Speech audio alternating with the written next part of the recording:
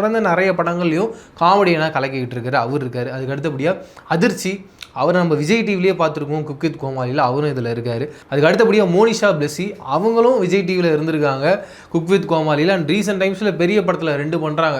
ஒன்று கூலி சூப்பர் ஸ்டாருடைய நடிப்பில் ரெடி ஆகிட்டு இருக்கு, இன்னொன்று ஜனநாயகன், அந்த படத்துலையும் இவங்க மிக முக்கியமான கேரக்டர் பண்ணுறாங்க. அதுக்கு அடுத்தபடியாக தீனாவும் வந்து குக் வித் கோமாளிக்கு அப்புறமா முடிஞ்ச உடனே இந்த டாப்பு குக்கு டூப்பு குக்கு டீமில் வந்து இணைஞ்சிட்டாரு. அவர் இந்த சீசன்லேயும் ஒரு கோமாளியாக வராரு.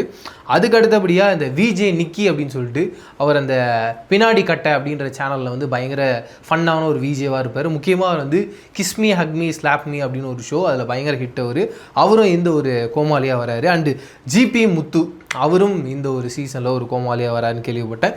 இதை தாண்டி இன்னும் நிறைய லிஸ்ட் இருக்குது, அது யார் யாருன்னு ஒருத்தராக சொல்கிறேன். சௌந்தர்யா அப்படின்றவங்க அவங்களும் இதுக்கு முன்னாடி இந்த குக் வித் கோமாளியில் ஒரு கோமாளியாக வந்திருக்காங்க. அவங்களும் இந்த டாப் குக்கு டூ புக்கில் வராங்க.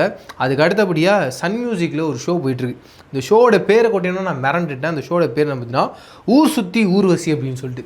சத்தியமாக இந்த ஷோவை நான் மிஸ் பண்ணிட்டேனே அப்படின்னு சொல்லிட்டு நிறைய வருத்தப்பட்டேன். ஏன்னா அதுக்கப்புறமா அந்த ஒரு ஷோ பார்க்க ஆரம்பிச்சதுமா தொடர்ந்து அடுத்தடுத்த ஷோஸ் பார்க்கணுன்ற மாதிரி பயமாக ரசித்து பார்த்துட்டு இருந்தேன்.